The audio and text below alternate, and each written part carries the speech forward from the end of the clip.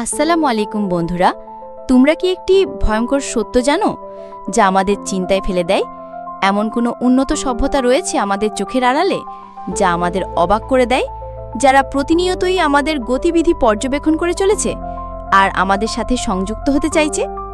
এই বিষয়টি সম্পর্কে আপনি কতটুকু জানেন? চলুন এই ভিডিওতে আমরা এর সত্যতা সম্পর্কে জানি। উন্নত এলিয়ান সভ্যতার কেউ কি মানুষদের সঙ্গে যোগাযোগের চেষ্টা করছে? কারণ দূর মহাকাশের নীরব গহ্বরে এমন কিছু আছে যা প্রতি 6 ঘন্টা 30 মিনিট পর পর পৃথিবীর দিকে রেডিও সিগন্যাল পাঠাচ্ছে। হয়তো কোনো গ্রহ এটা বুঝে গেছে যে পৃথিবীতে বুদ্ধিমান প্রাণ আছে। একবার এই চার্টগুলো দেখো, যা ওই রেডিও সিগন্যালেরই, যেগুলো নিয়মিত প্রতি 6 ঘন্টা 30 মিনিটে পৃথিবীর দিকে পাঠানো হচ্ছে। জানুয়ারি 2024-এ পশ্চিম অস্ট্রেলিয়ার ASKAP রেডিও টেলিস্কোপগুলো কিছু রহস্যময় রেডিও সিগন্যাল রেকর্ড করেছিল। আর ওই রেডিও সিগন্যালের চার্টগুলো এখন তোমরা দেখছো, যা আমরা স্ক্রিনে দেখতে পাচ্ছি, তা বেশ অদ্ভুত। কারণ এই সিগন্যাল কোনো নন কসমিক অবজেক্টের সাথে মেলে না। সিগন্যালগুলো এত ধীর যে বিজ্ঞানীরা স্পষ্ট বলছেন এটা হয় কোনো রহস্যময় বস্তু যা আমরা এখনও মহাবিশ্বে খুঁজে পাইনি, বা এটা হতে পারে প্রথম এলিয়েন সিগন্যাল যা কোনো বুদ্ধিমান প্রাণী আমাদের কাছে পাঠিয়েছে। আর সম্ভবত এটা সেই সিগন্যালের জবাব যা আমরা 1970 সালে তাদের কাছে পাঠিয়েছিলাম। তো হ্যালো গাইস, আমি ঋত্বিকা চাঁদনি। চলুন শুরু করি আরেকটা নতুন এপিসোড। 1974 সালে ফ্যারতো এরিসিভো টেলিস্কোপ থেকে বিজ্ঞানীরা প্রথমবার স্পেসে একটা রেডিও সিগন্যাল পাঠিয়েছিল, এই আশা নিয়ে যে হয়তো কেউ ওই রেডিও সিগন্যাল শুনবে আর আমাদের মহাবিশ্বে আমাদের উপস্থিতি জানতে পারবে। এই মেসেজটা সরাসরি মেশিয়ার 13 নামের একটা স্টার ক্লাস্টারের দিকে পাঠানো হয়েছিল, যা পৃথিবী থেকে 25,000 লাইট ইয়ার্স দূরে। মেসেজে ছিল শুধু একটা সিম্পল বাইনারি কোড, কিন্তু যখন ঠিকঠাকভাবে পড়া হয় তখন এতে দেখা যায় মানুষের সিম্বল। এতে নম্বর ছিল, ডিএনএর তথ্য ছিল, এক মানুষের আকৃতি ছিল, আমাদের গ্রহের সিস্টেমের স্থান, আর আরিসিভো টেলিস্কোপে ছবির মতো একটা ইমেজও ছিল। আগে কখনো ভাবিনি এই ছবির কোনো উত্তর আমাদের অন্য কোনো এলিয়েন সভ্যতা থেকে পাব। তবে হয়তো আমরা ভুল ছিলাম, কারণ কিছু সময় ধরে পৃথিবীতে এমন অদ্ভুত রেডিও সিগন্যাল আসছে যেন কেউ ইচ্ছাকৃতভাবে পৃথিবীকে টার্গেট করে এই সিগন্যাল পাঠাচ্ছে আর চাচ্ছে আমরা তার জবাব দিই। ওয়েস্টার্ন অস্ট্রেলিয়ার এক দুর্গম অঞ্চল, যেখানে মাঝখানে কিছু অদ্ভুত ধরনের ডিশ আকাশের দিকে উঁচু হয়ে দাঁড়িয়ে আছে। এগুলো হলো ASKAP টেলিস্কোপের 36টা অ্যান্টেনা, যা প্রতিদিন রাতে মহাকাশে ঘটে যাওয়া অদ্ভুত ঘটনাগুলো নজর রাখে, যেমন সুপারনোভা বা ব্ল্যাক হোলের সংঘর্ষ। আজ পর্যন্ত এই টেলিস্কোপ এমন কিছু দেখেনি যা বিজ্ঞান ব্যাখ্যা করতে না পারে। 2024 সাল পর্যন্ত, যখন এটি মহাকাশের গভীর থেকে আসা এক অদ্ভুত রেডিও সিগন্যাল পায়। বিজ্ঞানীরা প্রথমে ভাবল হয়তো কোনো ত্রুটি হয়েছে, কিন্তু ঠিক 6 ঘন্টা 27 মিনিট পর আবার সেই সিগন্যাল এলো। আর সেই মুহূর্তেই সবাই বুঝে গিয়েছিল যে এটা কোনো সাধারণ সিগন্যাল না, বরং ব্রহ্মাণ্ডের একদম দূরের কোণা থেকে কিছু একটা সচেতনভাবে পৃথিবীর দিকে এই রহস্যময় রেডিও সিগন্যাল পাঠাচ্ছে। কারণ আমাদের ফিজিক্সের এতদিনের জ্ঞানের উপর ভিত্তি করে ব্রহ্মাণ্ডে এমন কোনো বস্তু নেই যা প্রতি 6 ঘন্টা 30 মিনিট অন্তর এমন দীর্ঘ বিরতিতে রেডিও সিগন্যাল তৈরি করে বা রেডিও সিগন্যাল পাঠায়, তাই না? তাদের ঘোরার গতি প্রতি সেকেন্ডে হাজার হাজার গুণ বেশি। মানে তারা যে সিগন্যাল তৈরি করে তা এতই মূল্যবান আর দ্রুত যে প্রতি সেকেন্ডে হাজার হাজার বার ধীর রেডিও পালস পুরো ব্রহ্মাণ্ড জুড়ে ছড়িয়ে পড়ে। এই ছোট্ট পালসগুলো বলতে গেলে না তো এগুলো টার্গেটেড হয়, না ঘন্টার মতো বিরতিতে ঘুরে সিগন্যাল পাঠায়। এজন্য আজ পর্যন্ত ব্রহ্মাণ্ডে এমন কোনো পালস পাওয়া যায়নি যা কয়েক মিনিটের বেশি বিরতিতে ঘুরে সিগন্যাল দেয়। যেই মুহূর্তে এই সিগন্যালগুলো পৃথিবীর দিকে আসছে এমন খবর ছড়িয়ে পড়ল, তারপর অনেক অন্য অবজারভেটরিও তাদের অ্যান্টেনাগুলো ওই সিগন্যালগুলোর দিকে ঘুরিয়ে দিল, যাতে তারা এর রহস্য উদ্ঘাটন করতে পারে। আর তাদের মধ্যে একটাই ছিল দক্ষিণ আফ্রিকার মিরটে অবজারভেটরি, যা পৃথিবীর সবচেয়ে সেন্সিটিভ রেডিও টেলিস্কোপগুলোর একটি। আর অবাক করার মতো ব্যাপার হলো, এই অবজারভেটরিটাও ওই 6 ঘন্টা 30 মিনিটের টাইম ট্রাভেলের সময়ের মধ্যে ওই রেডিও সিগন্যালগুলো রেকর্ড করেছিল। কিন্তু এখানে আরেকটা অদ্ভুত ব্যাপার ছিল, কারণ এই অবজারভেটরিটা ওই রেডিও সিগন্যালগুলোর সাথে আরেকটা অদ্ভুত সিগন্যাল যেটা রেকর্ড করা হয়েছে সেটাও ওই স্পেসের লোকেশন থেকেই আসছিল, কিন্তু এই সিগন্যালটা ওই 6 ঘন্টা পরের গ্যাপের মধ্যে 3.2 ঘন্টা পরে আসতো। মানে প্রথম সিগন্যাল 6 ঘন্টা পরে রিপিট হতো, আর দ্বিতীয় সিগন্যাল ওই সময়ের মধ্যে প্রতি 3.2 ঘন্টা পর পর রিপিট হতো। এখন দেখো, এটা একটা এমন প্যাটার্ন যা নিউট্রন স্টারগুলোতে দেখা যায়, যেখানে দুইটা আলাদা ফ্রিকোয়েন্সির রেডিও সিগন্যাল আলাদা টাইম ফ্রেমে নিউট্রন স্টারের রেডিয়েশনের সাথে তৈরি হয়।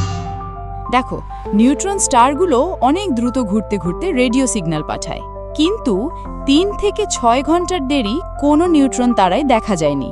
কারণ আমাদের ফিজিক্সের বইগুলো স্পষ্ট বলেছে, যদি কোনো নিউট্রন তারা এত ধীরে ঘুরে তাহলে তার ম্যাগনেটোস্ফিয়ার অর্থাৎ চুম্বকীয় ক্ষেত্রটা ভেঙে যায় এবং সে কোনো রেডিয়েশন পাঠানো বন্ধ করে দেয়।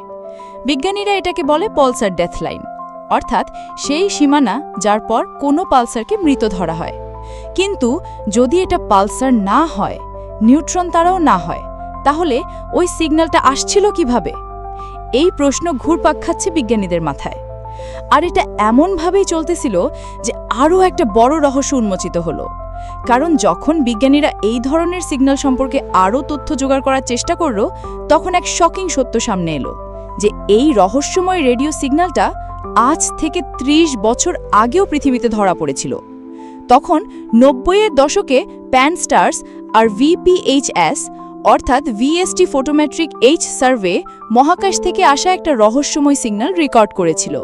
কিন্তু তখন যখন এর কোনো ব্যাখ্যা পাওয়া যায়নি, সেই ডাটা মাথায় না নিয়ে ফেলা হয়েছিল। আর চমকে দেওয়ার মতো ব্যাপার হলো, সেটা ঠিক সেই একই রেডিও সিগন্যাল যেটা আমরা সম্প্রতি পেয়েছি, যেটা সাল 2024 সালে অস্ট্রেলিয়ায় রেকর্ড হয়েছে। কিন্তু আসল কথা হলো, কেন আমাদের আজকের বিজ্ঞান এই সিগন্যালটা বুঝতে পারছে না? আর আমরা কেন এতটা নিশ্চিত যে এটা কোনো অজানা নিউট্রন তারকা বা পালসার নয়? দেখো, এটা প্রথমবার নয় যখন বিজ্ঞানীরা এমন অদ্ভুত রেডিও সিগন্যাল পেয়েছে। উদাহরণস্বরূপ 2018 সালে এক রকমের এমন রেডিও সিগন্যাল ধরা পড়েছিল, যা 18 মিনিটের ব্যবধানে বারবার আসত, কিন্তু সেটা মাত্র 3 মাস পর্যন্ত সক্রিয় ছিল। এছাড়া 2022 সালে মিরের টেলিস্কোপও এক 21 মিনিটের ব্যবধানে পুনরাবৃত্তি হওয়া রেডিও সিগন্যাল ডিটেক্ট করেছিল। কিন্তু এসব কেসে বিজ্ঞানীরা কোনো অদ্ভুত আর ভয়ঙ্কর থিওরির দিকে না গিয়ে একটা বৈজ্ঞানিক ব্যাখ্যা দেওয়ার চেষ্টা করেছেন। এখন সেটা হয়তো আমাদের ফিজিক্স আর ইউনিভার্সের বর্তমান ধারণার সাথে মেলে না। এই কারণেই এই পুরনো কয়েক মিনিটের মধ্যে বারবার আসা রেডিও সিগন্যালগুলোকে আজও আমরা ইউনিভার্সের এমন পালস বা রেডিও বাস্ট হিসেবে ধরি, যেসব পালস হয়তো আমরা এখনো সরাসরি দেখতে পারিনি, আর হয়তো তারা এমন লুকানো ফিজিক্সের কাজ করছে যার ব্যাপারে আমাদের কিছুই জানা নেই। হয়তো এই কারণেই এই রেডিও সিগন্যালগুলো আমাদের এত রহস্যময় মনে হচ্ছে। কিন্তু যখন বিজ্ঞানীরা 2024 সালে ডিটেক্ট করা এই 6 ঘন্টা 30 মিনিটের রিপিটিং রেডিও সিগন্যালগুলো দেখল, তখন থেকে মনে হচ্ছে হয়তো আমরা ইচ্ছে করেই রিয়ালিটিতে চোখ বন্ধ করে বসে আছি। কারণ আমরা যা বুঝেছি, মহাবিশ্বের নিয়মগুলো এমন কিছুই অনুমতি দেয় না যে কোনো পালসার বা নিউট্রন তারকা এত ধীর গতিতে ঘুরবে। এটা একদম একটা গ্রহের নিজের অক্ষে ঘোরার মতো। যেন সিগন্যালগুলো এমন কোনো গ্রহ থেকে আসছে যা প্রতি 6 ঘন্টা 30 মিনিটে একবার নিজের অক্ষে ঘুরছে, যার সম্ভবত কারণ আমাদের সোলার সিস্টেমেও কয়েকটা গ্রহ আর চাঁদ আছে যারা 6 থেকে 9 ঘন্টার মধ্যে নিজেদের ঘূর্ণন শেষ করে। যেমন ইউরেনাসের চাঁদ সাইকোর্যাক্স, যা 6.9 ঘন্টায় ঘূর্ণন শেষ করে, আর গ্রহগুলোর মধ্যে জুপিটার আর স্যাটার্নও 9 থেকে 10 ঘন্টার মধ্যে নিজেদের ঘূর্ণন সম্পূর্ণ করে। তো এটা কি সত্যি কোনো এলিয়েন গ্রহ থেকে আসা রেডিও সিগন্যাল? দেখো, স্পেসের ইতিহাসে এমন কিছু আবিষ্কার হয় যা শুধু নতুন উত্তর দেয় না, পুরনো প্রশ্নগুলোকে উল্টে দেয়। ASCP-J 1839076 ওটাই ছিল এক ধরনের আবিষ্কার। প্রতি 6 ঘন্টা 30 মিনিট পর যে রেডিও পালস আসতো, সেটা আর কোনো সাধারণ নিয়মিত অস্বাভাবিকতা ছিল না। এটা এক ধরনের মহাজাগতিক পরিচয় সংকট হয়ে গেছে, এমন একটা জিনিস যা আমাদের টেক্সট বুকে ছিল না, না আমাদের চিন্তার দায়রার মধ্যে। এখন পুরো বৈজ্ঞানিক সমাজ শুধু একটাই প্রশ্নে আটকে গেছে, শেষমেশ এটা আসলে কি? ভাবনা তো এই যে এখনও বিজ্ঞানীরা এই সিগন্যালের রহস্য উদ্ঘাটন করতে পারেনি, কিন্তু তবুও কিছু আলাদা আলাদা তথ্য আছে যা বৈজ্ঞানিক দৃষ্টিকোণ থেকে শুরু করে এই সিগন্যালের এলিয়েন দৃষ্টিকোণ পর্যন্ত সবকিছু অনুসন্ধান করে। যার মধ্যে সবচেয়ে প্রথম তথ্যটা বলে যে এটা হয়তো ব্রহ্মাণ্ডে এখন পর্যন্ত মানুষের আবিষ্কার করা আল্ট্রালং পিরিয়ড ম্যাগনেট হতে পারে। এই ম্যাগনেটগুলো নিউট্রন স্টারের সবচেয়ে ভয়ঙ্কর প্রজাতি হিসেবে ধরা হয়। এদের ম্যাগনেটিক ফিল্ড এত শক্তিশালী যে তা লোহার পরমাণু পর্যন্ত বাঁকাতে পারে, স্পেস টাইম পর্যন্ত বাঁকিয়ে দিতে পারে এবং গামারে বিস্ফোরণ থেকে পুরো স্টার সিস্টেমকে ধ্বংস করতে পারে। তত্ত্বীয় দিক থেকে এরা এমন লম্বা সময় ধরে রিপিট করে এমন রেডিও সিগন্যাল তৈরি করতে পারে। হয়তো আমরা ঠিক এমন কোনো ম্যাগনেটের রেডিও বিস্ফোরণ রেকর্ড করছি, কিন্তু এই ব্যাখ্যায় একটা বড় গ্যাপ আছে, কারণ ম্যাগনেটগুলো সম্পর্কে একটা কথা নিশ্চিত যে তাদের কার্যক্ষমতা বেশি দিন থাকে না। তারা কয়েক বছর বা দশক পর্যন্তই সক্রিয় থাকে, তারপর তাদের ম্যাগনেটিক ফিল্ড ধীরে ধীরে দুর্বল হয়ে যায় এবং তারা নিস্তব্ধ হয়ে পড়ে। আর এইটাই আমাদের ব্যাখ্যার সবচেয়ে বড় সমস্যা, কারণ যখন প্রথমবার 2024 সালে 6 ঘন্টা 30 মিনিটের মধ্যে রিপিট হওয়া রেডিও সিগন্যাল আমরা রেকর্ড করেছিলাম, তখন আমরা কিছু পুরনো সার্ভে রেকর্ডও খতিয়ে দেখেছিলাম। আর ঠিক তখনই আমরা দেখলাম যে 30 বছর আগে থেকে মানুষদের কাছে স্পেসের একই দিক থেকে একই সিগন্যাল আসছে, যা ম্যাগনেটের সঙ্গে সম্ভব না, কারণ তাদের লাইফ টাইম এত দীর্ঘ হয় না। এরপর আমরা যাই আমাদের দ্বিতীয় থিওরিতে। দ্বিতীয় থিওরি বলছে যে এই রহস্যময় সিগন্যালগুলো কোনো ম্যাগনেট দ্বারা নয়, বরং ম্যাগনেটিক হোয়াইট ডোয়ার্ফ পালসার দ্বারা তৈরি হচ্ছে। দেখো, হোয়াইট ডোয়ার্ফগুলো হলো বার্নড আউট তারা, যারা নিউট্রন স্টারের চেয়ে একটু বড় হয় এবং তাদের ঘূর্ণনের গতি অনেক ধীর, ঘন্টার পর ঘন্টা ধরে। আর কিছু সময় আগে আমাদের কাছে এআর স্করপিও নামের একটা ছিল। এতে এমন একটা অবজেক্ট পাওয়া গিয়েছিল যেটা প্রমাণ করেছিল যে হোয়াইট ডোয়ার্ফও পালসার টাইপ সিগন্যাল দিতে পারে। কিন্তু এআর স্করপিয়াই একটা বাইনারি সিস্টেম ছিল, মানে ওর একটা সাথী তারা ছিল যেখান থেকে ওরা এনার্জি নিচ্ছিল। তাই ওর ফাস্ট রোটেশন না থাকলেও প্রতি রোটেশনে শক্তিশালী রেডিও পালস জেনারেট করতে পারছিল। কিন্তু J18390,756 অর্থাৎ যে অবজেক্ট এই মিস্টিরিয়াস 6.5 ঘন্টার পালস সিগন্যাল দিচ্ছে, ও একাই আছে। অর্থাৎ যদি এটা সত্যিই একটা আইসোলেটেড হোয়াইট ডোয়ার্ফ হয়, তাহলে এটা প্রথম এমন অবজেক্ট হবে যেটা নিজের থেকেই পালসার মতো আচরণ করছে, এবং সেটা একটা হোয়াইট ডোয়ার্ফই। কেউ সঙ্গী ছাড়াই এতটা এনার্জেটিক রেডিও বার্স্ট দিচ্ছে। আর যদি এটা সত্যি হয়, তাহলে এটা এমন ধরনের প্রথম অবজারভেশন হবে। কিন্তু আগে আমাদের ভেরিফাই করতে হবে যে এটা একটা হোয়াইট ডোয়ার্ফ কিনা, যেটা এখনও স্পষ্ট নয়। তাই এবার আসি আমাদের তৃতীয় এবং সবচেয়ে ভয়ঙ্কর ব্যাখ্যায়, এলিয়েন সভ্যতার সিগন্যাল। দেখো, এখন পর্যন্ত যেই সব থিওরি এসছে, সেগুলো সবাই কোনো না কোনো তারার পতন, নিউট্রন কোর বা ম্যাগনেটিক পালস নিয়ে কথা বলছিল। কিন্তু একটা থিওরি আছে যা বাকি সব থেকে আলাদা এবং সম্ভবত সবচেয়ে বেশি ভয়ঙ্করও। ভাবো তো, এটা কি সম্ভব যে এই সিগন্যালটা কোনো এলিয়েন সভ্যতা থেকে আসা হতে পারে, আর সেটা সরাসরি পৃথিবীর দিকে কোনো উদ্দেশ্যে পাঠানো? দেখো, আমাদের স্পেস অনেক বড় এবং আমাদের প্রযুক্তি প্রায় অসীমের কাছাকাছি।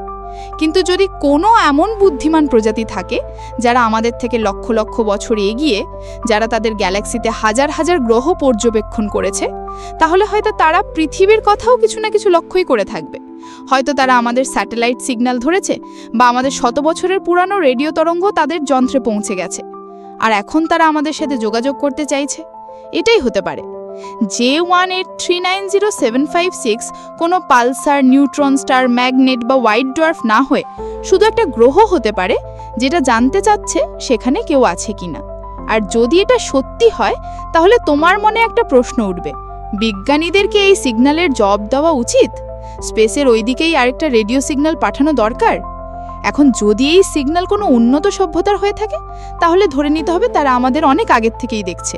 আর যদি তারা টাইপ 2 বা টাইপ 3 সভ্যতা, মানে এমন প্রাণী যারা তারার থেকে পুরো শক্তি সংগ্রহ করতে পারে, তাহলে তাদের জন্য পৃথিবী হবে শুধু একটা ছোট্ট নীলবিন্দু, হয়তো একটা কৌতূহল, একটা পরীক্ষা। আর যদি তারা নিশ্চিত হয়ে যায় যে পৃথিবীতে বুদ্ধিমান জীবন আছে, তারা নিশ্চয়ই পৃথিবীকে সরাসরি পর্যবেক্ষণ করতে আমাদের কাছে আসবে। ঠিক যেমন কৌতূহল মহাকাশযান দিয়ে আমরা মানুষ মঙ্গল বা সৌরজগতের দূরবর্তী গ্রহগুলোতে জীবন খুঁজে বেড়াই। আর যদি আমরা তাদের কখনো না পাই, তাহলে সেই দিন বেশি দূরে নয় যখন আমরাও সেখানে যাওয়ার প্রস্তুতি শুরু করব। অর্থাৎ যদি আমরা এই রেডিও সিগন্যালগুলো জবাব দিই, তার মানে আমরা ওদেরকে পৃথিবীতে আমন্ত্রণ জানাচ্ছি, আমরা তাদের ডেকে আনছি। কিন্তু এটা কি ঠিক হবে? এমন একদম উন্নত জাতির সাথে আমাদের সরাসরি মুখোমুখি হওয়া মানুষের জন্য নিরাপদ হবে কি? কারণ তারা আমাদের কাছে কোনো দেবতার মতো মনে হতে পারে, কিন্তু তাদের কাছে আমরা হয়তো একটা বায়োলজি ল্যাবের মাইক্রো অর্গানিজমের চেয়েও কম কিছুই নই। আর যদি একদিন তারা ঠিক করে যে আমরা তাদের কাজে আসছি না, তখন কি হবে? কোনো এলিয়েন জাতির মনোযোগ পাওয়া প্রথম দিকে হয়তো মজার লাগতে পারে, কিন্তু যখন তাদের বুদ্ধিমত্তার শক্তি আমাদের ধারণার বাইরে চলে যাবে, তখন সেই মজা খুব তাড়াতাড়ি ভয়ে বদলে যেতে পারে। তো যদি এই সিগন্যালটা সত্যি এলিয়েন উৎসের হয় তাহলে এটা শুধু একটা বন্ধুত্বপূর্ণ হ্যালো নয়, এটা একটা পরীক্ষা। দেখা হচ্ছে আমরা কি শুনতে পারছি কিনা, আমরা কি যোগাযোগের জন্য প্রস্তুত, আর সবচেয়ে বড় কথা আমরা কি বুঝতার যে সিদ্ধান্ত নিতে পারি কি উত্তর দেওয়া উচিত নাকি না।